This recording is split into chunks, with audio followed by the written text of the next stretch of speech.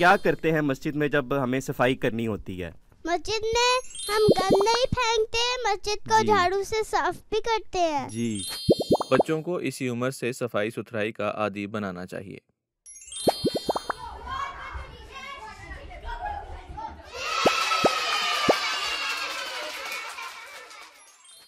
अस्सलामु अलैकुम वरहमतुल्लाहि वबरकातुहू। क्या हाल चाल हैं आप सब बच्चों के? रमज़ान कैसा जा रहा है आप बच्चों का? तो कोई बच्चा बताएगा मुझे कि आज किसी का रोज़ा है? वैसे तो आप सब छोटे हैं, आप पर रोज़ा फ़र्ज़ नहीं है, लेकिन किसी बच्चे का रोज़ा है आज? जी माशाल्लाह। और बाकी बच्चे प्रैक्टिस कर रहे हैं रोज़ा रखने की? तो जी बच्चों, अब हम अपना ये प्रोग्राम शुरू करते हैं पहले सेगमेंट से जो अल्लाह मियाँ का ख़त है। तो कौन बच्चा है आज हमें अल्लाह मियाँ का ख़त सुनाएगा? जी मुनीफ़ा। कुरान सबसे अच्छा, कुरान सबसे प्यारा। अऊज़ु बिल्लाहि मिनश शैतानिर रजीम। बिस्मिल्लाहिर रहमानिर रहीम। शहरु रमज़ानल्लज़ी उन्ज़िला फ़ीहिल क़ुरआन फ़ीहिल क़ुरआनु हुदल लिन्नासि वबय्यिनातिम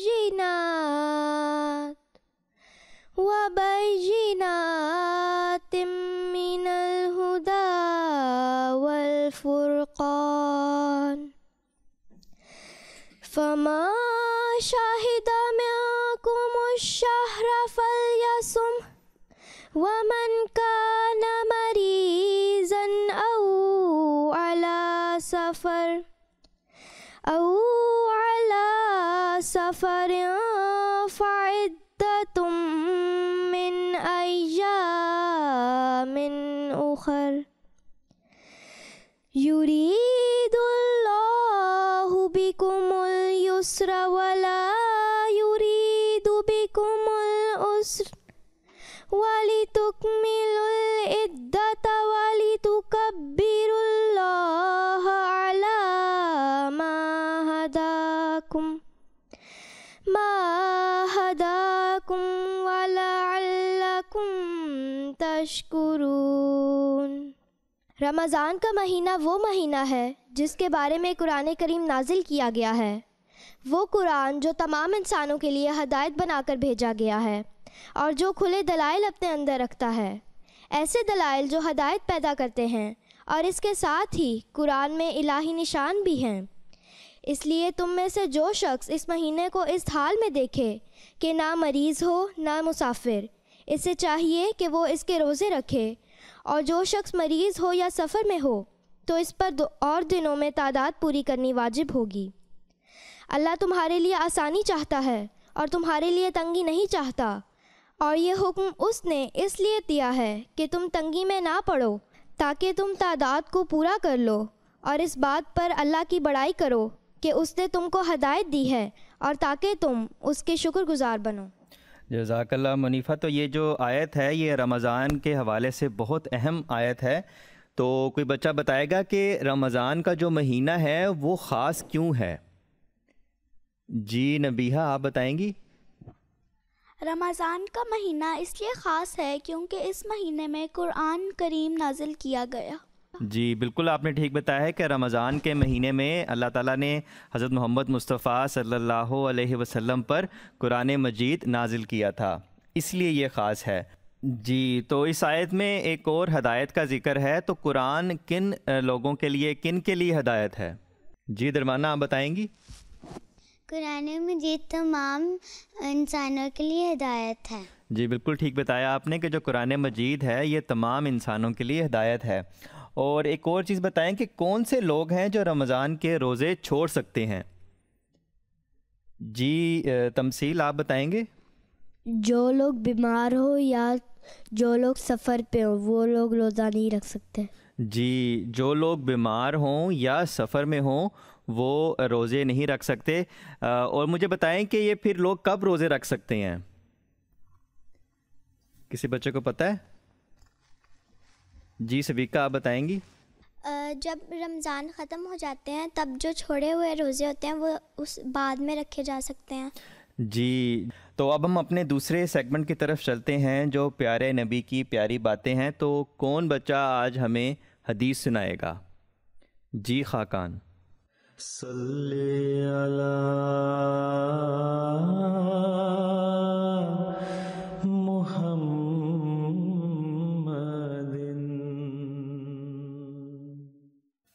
हज़रत अबू हुरैरा रज़ियल्लाहु ताला अन्हु से रवायत है कि रसूल खुदा सल्लल्लाहु अलैहि वसल्लम ने फरमाया कि जब रमज़ान का महीना शुरू होता है तो जन्नत के दरवाज़े खोल दिए जाते हैं और दोज़ख के दरवाज़े बंद कर दिए जाते हैं और शैतान जकड़ दिए जाते हैं। जी जज़ाकल्लाह खाकान आपका। तो हमारे प्यारे नबी सल्लल्लाहु अलैहि वसल्लम ये फरमा रहे हैं कि रमज़ान के महीने में खुदा ताला की बहुत ज़्यादा बरकतें बढ़ जाती हैं क्योंकि जन्नत के दरवाज़े खोल दिए जाते हैं और दोज़ख के दरवाज़े बंद कर दिए जाते हैं और शैतान भी जकड़ लिए जाते हैं, यानी कि हमें बहुत सी नेकियां करने का मौका मिलता है।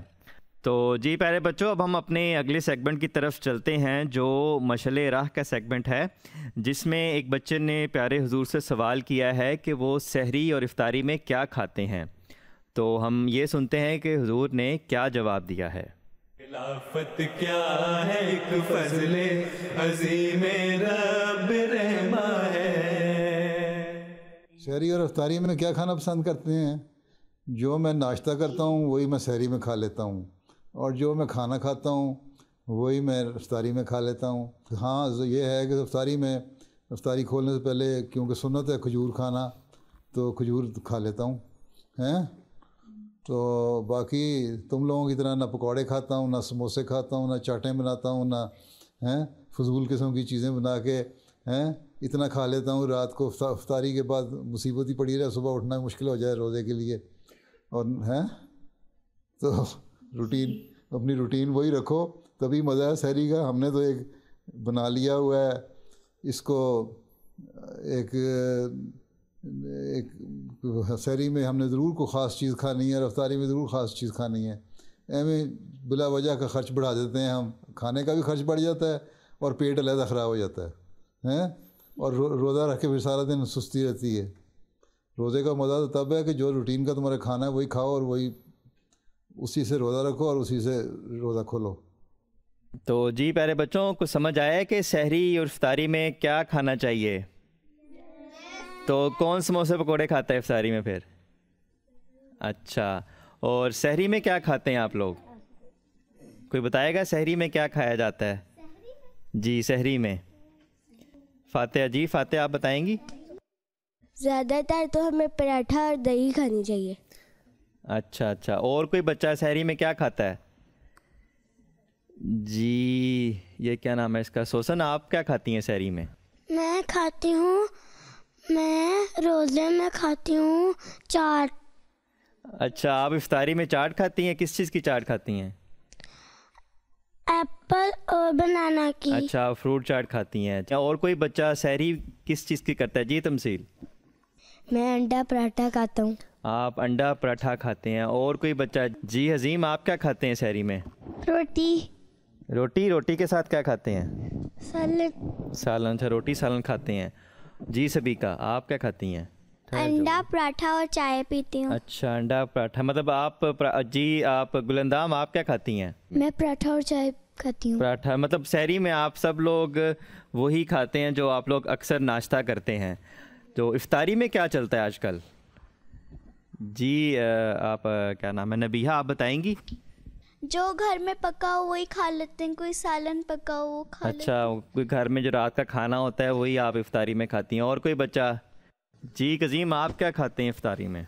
ज़्यादातर तो जो घर में पका हुआ है वो खा लेते हैं, पर अगर कोई चीज़ नहीं होती तो बाहर से कोई चीज़ मंगवा लेते हैं। अच्छा, बाहर से कुछ समोसे पकोड़े मंगवा लेते हैं आप। अच्छा, वो भी सेहत के लिए वैसे अच्छे नहीं हैं। और कोई बच्चा?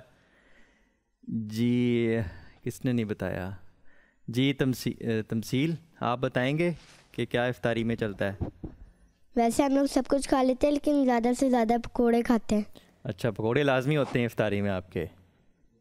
अच्छा, और शाफे आप क्या खाती हैं इफ्तारी में? मैं इफ्तारी में चाट, पकोड़े, समोसे और जो घर में सालन वगैरह बना हो तो वो खा लेते हैं। ठीक है, तो जैसा कि हमारे प्यारे आका ने फरमाया है कि जो घर में पका होता है, जो रात का खाना होता है वो खाना चाहिए। ये समोसे, पकोड़े और जो बाहर की चीज़ें हैं उससे दूर रहना चाहिए। एक तो प्यारे हुज़ूर ने जैसे फरमाया है कि एक तो पैसे का ज़िया भी होता है और सेहत भी ख़राब होती है। तो हमें कोशिश करनी चाहिए कि जो हमारे प्यारे आका की रूटीन है, हमारी भी वही सहरी और इफ्तारी की रूटीन होनी चाहिए। तो अब हम अपनी रमज़ान की एक कहानी की तरफ चलते हैं और देखते हैं कि किताब के पास आज क्या कहानी है। अस्सलामुअलैकुम वरहमतुल्लाहि वबरकातुहू। प्यारे बच्चों, आज मैं आपको एक सबक आमोज़ कहानी सुनाऊंगी। प्यारे बच्चों, एक गांव में ज़ैद नामी लड़का रहता था जो बहुत समझदार और सवालात पूछने वाला था। प्यारे बच्चों, रमज़ान के आगाज़ पर इसकी नानी ने इसे समझाया कि रमज़ान सिर्फ़ रोज़े रखने का नाम नहीं, बल्कि सब्र, शुक्र और दूसरों की मदद का महीना है। प्यारे बच्चों, पहले रोज़े पर ज़ैद भूख से परेशान हुआ और पूछा, हम रोज़ा क्यों रखते हैं? तो नानी ने मुस्कुराते हुए कहा, रोज़ा हमें इन नेमतों की कदर सिखाता है जो हमारे पास हैं और हमें दूसरों की तकलीफ़ समझने का मौका देता है। तो बच्चों, ज़ैद ने नानी के साथ एक गरीब ख़ानदान के साथ इफ्तारी की और इनकी खुशी देखकर समझा कि मदद का कितना असर होता है।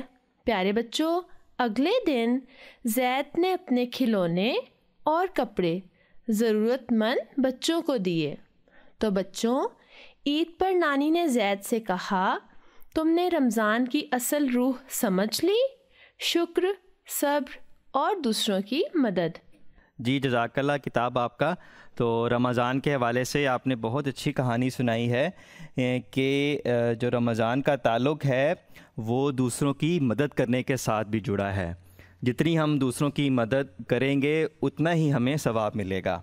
अब हम चलते हैं अपने प्रोफेसर रूमी की तरफ और ये देखते हैं कि रमज़ान का जो रोज़े का असर है हमारे जिस्म पर क्या पड़ता है।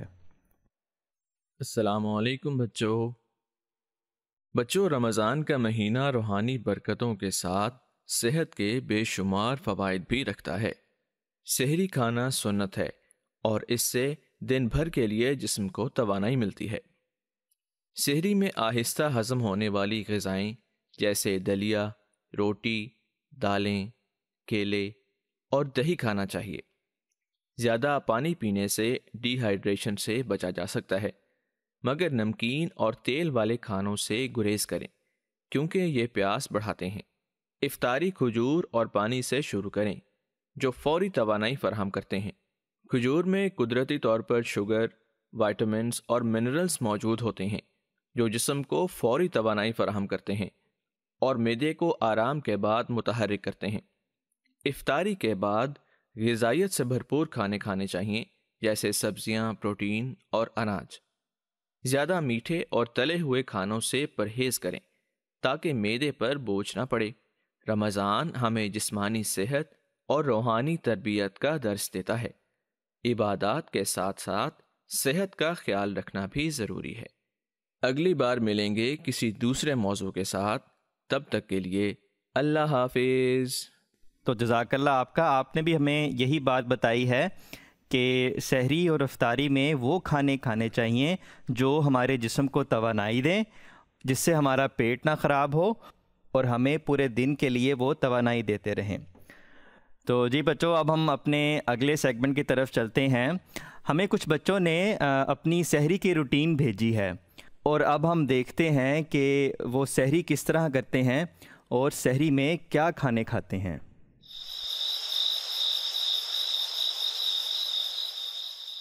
अस्सलाम वालेकुम बच्चों, सारे बच्चे उठ जाएं, सहरी का टाइम हो गया, जल्दी जल्दी आ जाओ उठ के, चलो जल्दी जल्दी उठो, शाबाश।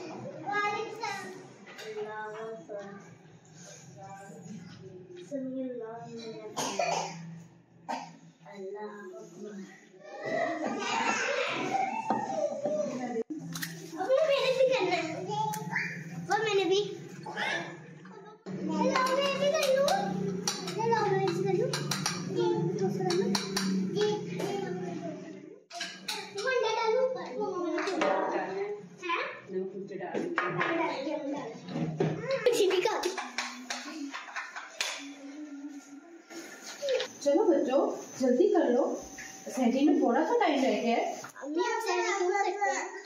हमारे प्यारे नबी सल्लल्लाहु अलैहि वसल्लम ने फरमाया है कि सहरी खाया करो, क्योंकि सहरी खाने में बरकत है। फिर जिसने रोजा रखना हो वो रोजा की नियत कर लेता है। अम्मी, ये नियत करने का क्या मतलब है? इसका मतलब ये है कि दिल में पक्का इरादा करें कि हम रोजा रखेंगे और इफ्तार तक ना कुछ खाएंगे ना पिएंगे, अच्छी बातें करेंगे और बुरी बातों से रुकेंगे।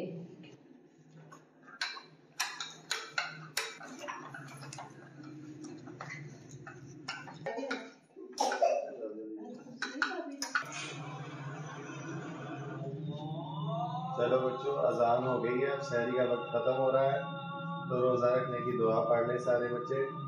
वबी सौमी गदी रवैतु मिन शहरी रमज़ान। चलो शाबाश जी, हमने अब सहरी तो देख ली। अब हम अपने अगले सेगमेंट की तरफ चलते हैं जो बच्चों के इंसाइक्लोपीडिया का है।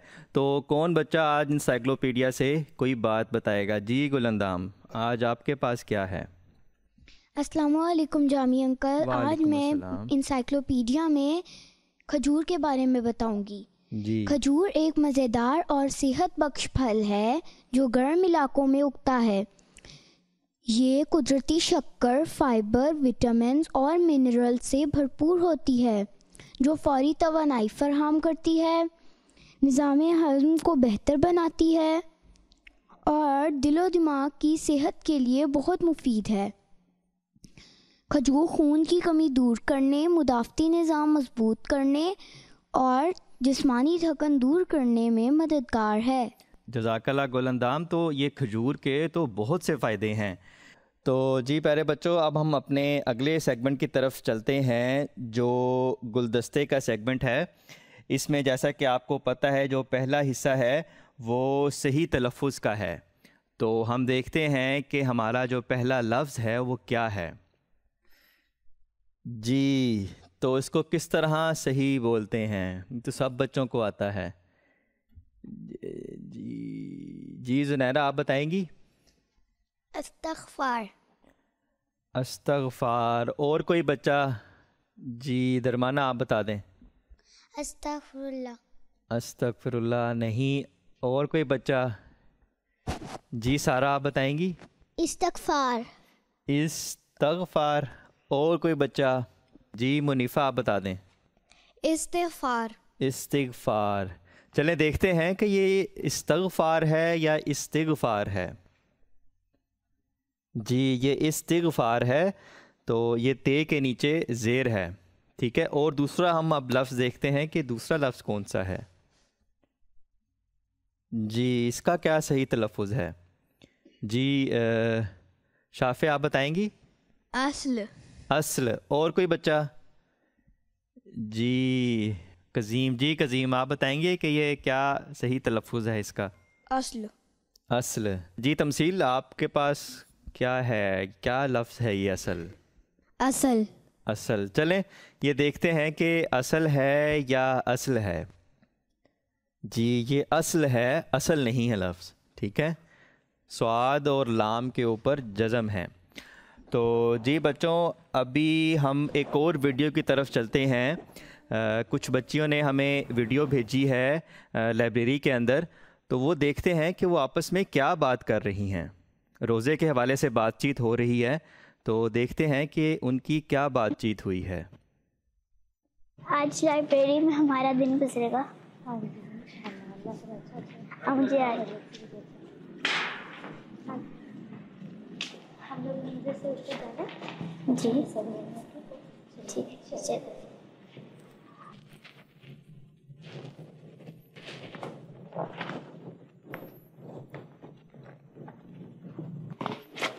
ओ फल्ला मियाँ, इतना टफ काम है किताबें ढूंढना।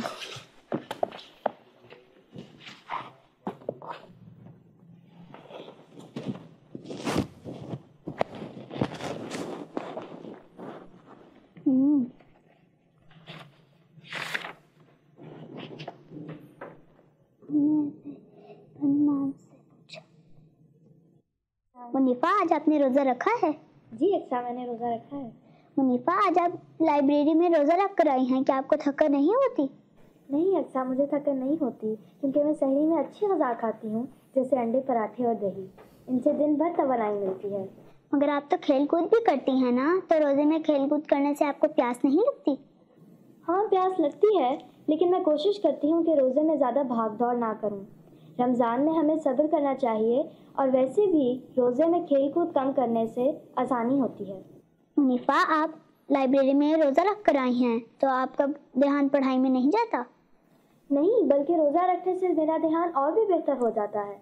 जब मैं रोज़ा रखती हूँ तो मेरे दिल और दिमाग को सुकून मिलता है, और जब मैं ये सोचती हूँ कि मैं अल्लाह ताला को खुश करने के लिए रोज़ा रखती हूँ तो मुझे बहुत अच्छा लगता है। वाह, आपकी बात सुनकर तो मुझे भी रोज़ा रखने का दिल कर रहा है। ज़रूर रखें अक्सा, रमज़ान में रोज़ा रखना बहुत सवाब का काम है, और अफ्तारी के वक्त खजूर और पानी से रोज़ा रखने का मज़ा ही कुछ और होता है। अंकल, ये हमें ना बुक्स इशू कर दें।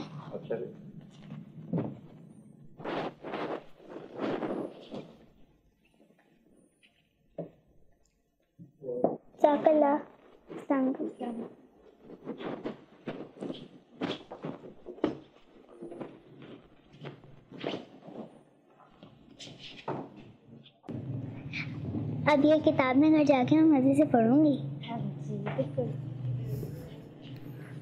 आज आपने मुझे बहुत सारी मालूमाती बातें बताई हैं, आपका बहुत शुक्रिया।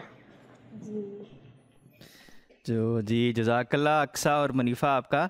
तो जी हम अब अपने इसी गुलदस्ते के अगले हिस्से की तरफ चलते हैं और देखते हैं कि आप बच्चों ने क्या प्यारी प्यारी ड्राइंग्स बनाई हैं। जी मुनीफ़ा ने रमज़ान के हवाले से ड्राइंग बनाई है, तो मुनीफ़ा कुछ बताएंगी इस ड्राइंग के हवाले से आप?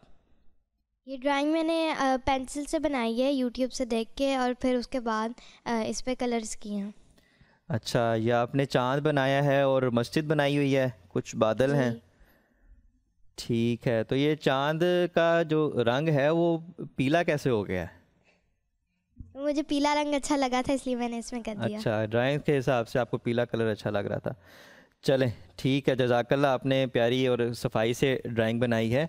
तो और देखते हैं कि ड्राइंग्स में आज क्या है। जी ये भी तमसील ने रमज़ान के हवाले से उसी तरह की मिलती जुलती ड्राइंग बनाई है। चाँद है, कुछ सितारे हैं, और क्या है इसमें तमसील? इसमें चाँद है और चाँद के साथ सितारे लटक रहे हैं। अच्छा, और ये मस्जिद बनाई हुई है। ठीक है, माशाल्लाह आपकी भी अच्छी ड्राइंग है। और देखते हैं। जी वलीद, ये आपने किस चीज़ से बनाई है ये ड्राइंग? ये मैंने एक पेंट से बनाई है और कुछ लाइटें हैं और एक अच्छा, ये आपने खुद बनाई है सारी? हाँ जी। जज़ाकल्लाह, माशाल्लाह काफ़ी अच्छी ड्राइंग्स आप बच्चे बना के आए हैं।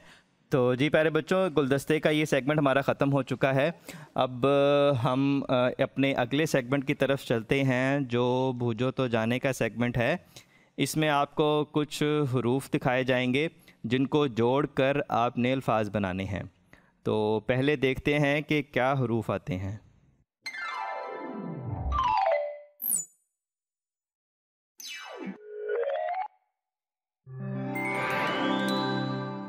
जी अलिफ, फे, अलिफ, तोए, रे, ये तो सबको आता होगा। क्या लफ्ज़ है ये? जी इफ्तार है। देखते हैं कि आप लोगों का ये जो जवाब है दुरुस्त है या नहीं। जी बिल्कुल ठीक बताया सबने, इफ्तार है। तो आगे देखते हैं कि क्या है। जी ये तो सबको आता होगा, सब बड़े शौक से भी खाते हैं। जी शमीर आपका हाथ खड़ा है। पकोड़ा। जी पकोड़ा, चलें देखते हैं कि ये पकोड़ा है या समोसा है। जी पकोड़ा। और देखते हैं कि क्या हरूफ आते हैं। मीम सीन वाओ सीन है। किसने अभी तक नहीं बताया? जी जुनैरा आप बताएंगी? समोसा। समोसा। जी देखते हैं कि ये समोसा है या जलेबी है। जी समोसा बिल्कुल ठीक बताया आपने। और देखते हैं कि क्या हरूफ आते हैं। जीम रे हे काफ और वाओ। जी बहुत ज़्यादा जिक्र हुआ है इस प्रोग्राम में इस चीज़ का। जी हिंट से सबको आ गया, सारे बता दें क्या है ये। जी बिल्कुल ठीक बताया आप लोगों ने, खजूर ही है। तो जी प्यारे बच्चों, मुझे उम्मीद है कि आपको इस रमज़ान के प्रोग्राम में काफ़ी कुछ नया मालूम हुआ होगा। तो मुझे उम्मीद है कि आप सब लोग रोज़े की प्रैक्टिस भी कर रहे होंगे और रमज़ान में जो अल्लाह ताला ने हमें हदायत फरमाई हैं उस पर अमल भी कर रहे होंगे। तो अगले प्रोग्राम के लिए मुझे आप लोग इजाज़त दें और अपनी दुआओं में ख़ास हम सब को याद रखें। अस्सलामु अलैकुम व रहमतुल्लाहि व बरकातुहू।